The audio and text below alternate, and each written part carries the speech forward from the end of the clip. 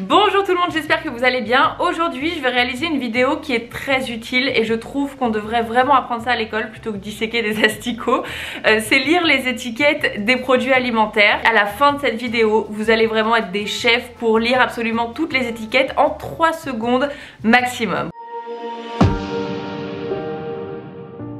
Je sais que certaines personnes vont dire oh là là, elle est relou, elle, à regarder les étiquettes des produits, c'est bon, laisse-toi vivre. Si vous avez une alimentation où vous mangez que des produits principalement bruts, que vous cuisinez avec des choses naturelles, pas transformées, vous n'avez pas besoin de regarder les étiquettes. Tu vas pas chez ton boucher ou ton fromager en demandant au fait quelles sont les informations nutritionnelles de mon poulet ou de ma crème fraîche. Non, c'est valable uniquement pour les aliments qui sont transformés de manière industrielle, les autres on s'en moque. Et à la fin de cette vidéo, je veux pas que vous alliez au supermarché en vous disant oh là là, il y a trop de sucre ou trop de sel dans ce produit là, je l'achète pas. Non, moi ça m'arrive aussi d'acheter des paquets de bonbons ou des paquets de chips, mais en fait je fais ça en connaissance de cause, en étant acteur de ma santé, parce que si vous savez pas lire des étiquettes, vous vous faites complètement berner par le marketing de pointe des industriels qui sont là pour vous allécher, pour donner envie d'acheter des produits. Ils sont pas là pour prendre soin de votre santé, il faut que vous ayez bien ça dans la tête, ils sont là pour vendre. Donc moi ce que je veux, c'est pas que vous arrêtiez d'acheter ce que vous aimez consommer, c'est que vous ayez conscience de ce qu'il y a à l'intérieur et ensuite pouvoir faire vos propres choix et être le propre acteur de votre santé. Ne l'oubliez pas, le savoir, c'est le pouvoir. J'ai avec moi 3 produits qui vont tout simplement appuyer mes dires et vous donner des exemples. De la sauce sriracha que j'adore. Alors c'est pas celle-ci, ça c'est la hot chili. Normalement j'ai la sriracha rouge normale. Mais bref, ça commence bien. Un yaourt à la coco, ce qu'il y a de plus banal. Et enfin des petits gâteaux gerblés soja figue. Nous allons analyser ça en parlant. Ça va Poppy? Fatiguée. On va analyser un petit peu plus tard ce tableau là, vous savez, avec les glucides, dont sucre, le sel, les protéines et tout ça. Mais en fait dans un premier temps, ce que vous devez regarder, c'est la liste des ingrédients. C'est pas ce tableau là. Parce que ce tableau là il peut vraiment vous tromper, ils sont très malins, très forts. Donc regardez toujours en premier la liste des ingrédients. Ce qui est important à savoir, c'est que plus la liste est longue, là comme on peut le constater pour des gâteaux c'est très long. Si tu faisais ces mêmes biscuits à la maison, bah t'aurais je sais pas moi 5 ingrédients maximum. Là il y en a énormément. Donc premier point, plus la liste est courte, mieux c'est. Ensuite il faut savoir que les ingrédients sont présentés par ordre décroissant, c'est-à-dire que le premier ingrédient qui est sur la liste, c'est celui qui est en plus grande quantité, qui prend le plus de poids dans le produit. Et le dernier ingrédient de la liste est du coup celui qui sera présent en plus petite quantité dans l'aliment en question. Alors là nous avons sur notre gerblé, le premier ingrédient c'est farine de blé, 45,8%. Et tout de suite après, sucre de canne roux, huile de colza, nanana. Quand le sucre est le premier, le deuxième ou le troisième ingrédient, c'est que c'est un aliment qui est de mauvaise qualité parce que vous-même, vous n'auriez pas créé des biscuits avec une telle quantité de sucre, tu vois. On va revenir aux glucides un petit peu plus tard dans la vidéo, les bons, les mauvais, mais là, quand ils te mettent sucre de canne roux, c'est du sucre raffiné, du sucre rapide, dont ton corps n'a pas besoin parce que ça n'a aucun intérêt nutritionnel, à part t'apporter du plaisir, ce qui est très important aussi, la santé mentale. À savoir aussi que si... Oh la vache, je suis tellement maladroite. Donc pour soi-disant un expert diététique mettre du sucre en deuxième ingrédient, tu te moques un petit peu de nous. Ça me fatigue vraiment. Et les derniers ingrédients, c'est des conservateurs, des édulcorants, des trucs comme ça. Je vous mettrai une liste dans la barre d'infos des choses qui sont vraiment pas bonnes à éviter. Aussi petit conseil, si sur la liste des ingrédients, vous voyez un mot qui n'est pas un ingrédient que vous pourriez avoir vous-même dans votre placard, c'est qu'il est trop transformé chimiquement. Donc privilégiez toujours les aliments dont les ingrédients sont reconnaissables. Par exemple, bon, farine de blé, sucre, flocons de soja, on sait ce que c'est, tu vois, c'est dans ce sens-là. On passe maintenant vite fait au yaourt, qui contient beaucoup moins d'ingrédients que les biscuits, c'est rassurant pour un yaourt quand même. Lait entier pasteurisé 87%, sucre 8,4%, c'est quand même pas mal pour un yaourt. Lait concentré et crémé, arôme naturel de noix de coco, ferment lactique. Ça, la composition est correcte, tu vois, ils ont pas mis des trucs qu'on connaît pas, donc ça c'est quand même plus un produit de qualité que les gâteaux. Et alors ça, pour la sriracha, les ingrédients, nous avons chili peppers 54%, sweaker, je parle pas cette langue mais ça ressemble beaucoup au sucre, donc sucre, deuxième ingrédient. À 90%, je suis sûre que c'est du sucre, surtout quand on va regarder maintenant les valeurs nutritionnelles, vous savez, le fameux petit tableau. On va passer à cette partie-là où je vais vous aider à décrypter justement. À gauche, normalement, vous avez toujours la teneur pour 100 grammes ou 100 millilitres et c'est important de se référer à cette valeur-là parce que juste à côté, ils vont vous donner la teneur pour une portion. Alors là, ça va être un biscuit, vous allez avoir une portion par exemple de céréales qui est en général 30 grammes, qui mange 30 grammes de céréales, sérieux, même pas un enfant tu vois, donc te réfère jamais aux portions parce que c'est jamais les bonnes. Ou alors pour le yaourt, c'est intéressant parce que tu peux savoir du coup directement ce qu'il y a dans ton yaourt, parce qu'en général, bah voilà, on te donne une portion. Oh je vous dis, je suis tellement maladroite. Oui, là c'est intéressant de regarder dans le yaourt une portion parce que ça correspond à un pot. Alors, revenons là-dessus. La première chose que tu vas regarder, c'est les glucides. Parce que pour moi c'est le plus important. Les glucides, il ne faut pas confondre tous les glucides. J'ai fait une vidéo comment arrêter le sucre dans laquelle je vous fais un petit cours sur les glucides qui est super facile à comprendre. Les glucides en gros c'est les sucres. Sauf que tous les sucres ne se valent pas. Vous avez les glucides complexes qui eux doivent représenter 50% de votre alimentation parce qu'en fait c'est ce qui va vous apporter de l'énergie. Ça va pas vous faire grossir, ça va vous apporter de l'énergie dont votre corps a besoin pour se mouvoir, pour réfléchir, pour tout en fait. Donc ne vous dites pas, oh là là, il y a tellement de glucides. Non, vous avez besoin des glucides et c'est normal qu'il y en ait beaucoup, à part si c'est dans des fruits ou des légumes, vous voyez. Vous avez glucides et en dessous, vous avez donc sucre. Et alors là c'est assez tricky parce que on se demande toujours oui mais est-ce que c'est le sucre qui est naturellement présent dans l'aliment ou est-ce que c'est du sucre ajouté? Je vais vous dire quelque chose les amis, si c'est du sucre qui est naturellement présent, qu'il n'y a pas de sucre ajouté, les industriels vont forcément l'inscrire sur le paquet parce que ça peut tout à fait faire pencher la balance pour que les gens l'achètent, se disent il n'y a pas de sucre ajouté donc c'est super et c'est très bien. Et ça le sans sucre ajouté ou alors sucre naturellement présent dans les fruits, c'est par exemple pour les jus de fruits ou pour les compotes où effectivement ils sont pas obligés de rajouter du sucre, mais vous inquiétez pas qu'ils le notent bien. Donc considérez que si c'est pas inscrit sur le paquet, votre don sucre correspond au sucre ajouté et donc en général c'est du sucre rapide, raffiné. Vous pouvez avoir inscrit soit sucre, sucre de canne, sirop de fructose, sirop de glucose. Tous les sirops c'est du sucre et en fait le mot sucre peut se décliner sous 60 termes différents environ. J'essaierai de vous les trouver et de vous les mettre dans la barre d'informations parce que c'est important. Donc voilà, et alors là on a le don sucre 21 grammes pour 100 grammes.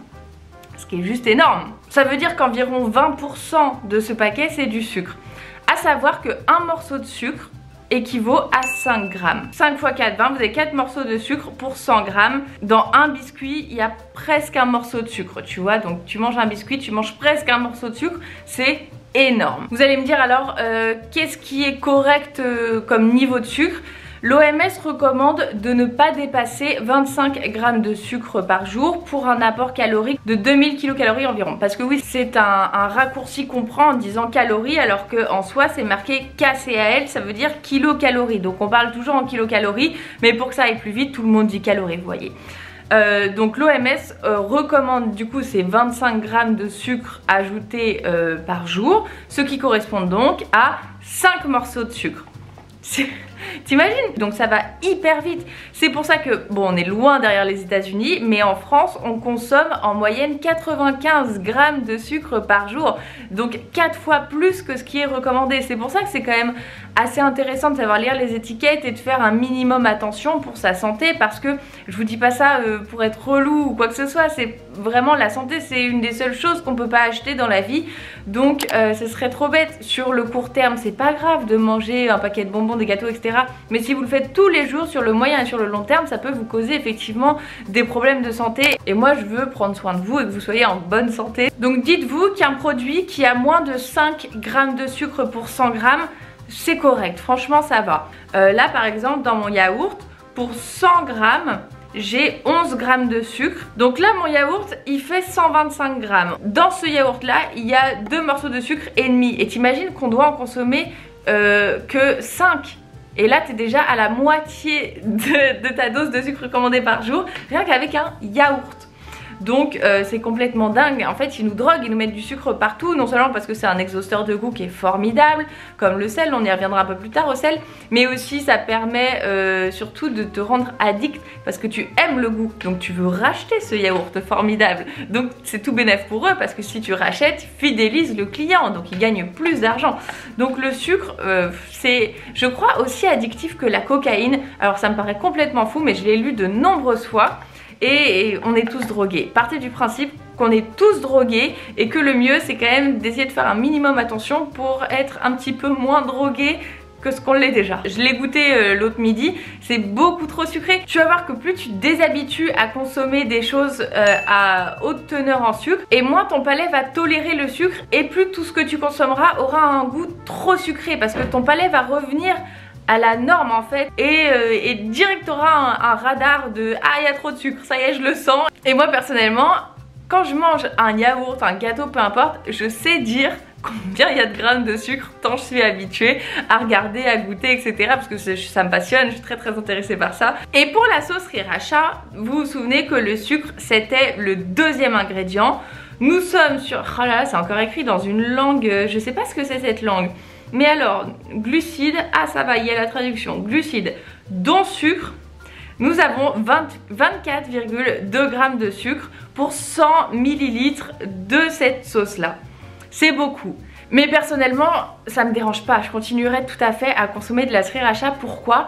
Parce que qui va consommer 100 millilitres? En fait, il faut tout mettre en perspective, tu vois. Si une sauce est très sucrée, et bah tu vas juste mettre un filet pour donner un petit peu de goût, et au final tu vas pas te retrouver avec un morceau de sucre ou même plus dans ton assiette. Il y aura un petit peu de sucre bien sûr, mais ça sera pas dans des quantités astronomiques parce que toi-même tu vas pas mettre des quantités astronomiques de sauce.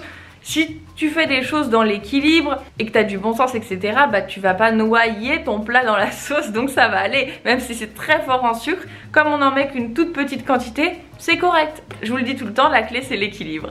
Ensuite on remonte un petit peu et ils nous mettent matière grasse dont acide gras saturé. Ils mettent ça en exergue comme si c'était quelque chose à laquelle il fallait faire extrêmement attention, mais c'est pas les pires. Si vous voulez, ce sont surtout les acides gras trans qui sont terribles, et je peux vous dire que je suis presque certaine que là-dedans il y en a. Or c'est pas indiqué, on va te mettre acide gras saturé. Et comme il y en a pas beaucoup, tu vas dire bon ça va. Alors qu'il y a des trans dedans, et les trans c'est très mauvais pour la santé. Parce que matière grasse, ça peut être aussi inscrit lipides, c'est exactement la même chose. Mais t'en as besoin en fait, t'as besoin des lipides, ça fait partie des 3 macronutriments essentiels à ta santé et au bon fonctionnement de ton organisme. Donc n'aie pas peur du gras, le gras c'est la vie, le gras c'est bon, les glucides c'est bon, les protéines c'est bon. Il faut manger tous les macronutriments, et en fait si tu t'alimentes bien, si tu manges beaucoup de fruits, de légumes, que tu manges le plus sainement, c'est-à-dire avec le moins de produits transformés industriellement, tu n'auras pas besoin de te soucier des micronutriments qui sont les oligo-éléments, le magnésium, le fer, etc. parce que ça viendra tout seul. Les protéines, c'est toujours bon de savoir qu'il y en a. Là par exemple, je vois qu'il y a 11 grammes de protéines pour 100 grammes et c'est cool, ça c'est bien. Le sel, 0,64 grammes. Alors le sel, il faut savoir que on doit pas, enfin l'OMS recommande maximum 3 grammes de sodium par jour et surtout pas dépasser 6 grammes. Donc si vous avez tendance à trop saler vos plats, consommer beaucoup de chips, etc., faites attention parce que le sel c'est comme le sucre sur la santé, les maladies cardiovasculaires, etc. On a envie de s'en éloigner au maximum, donc faites attention.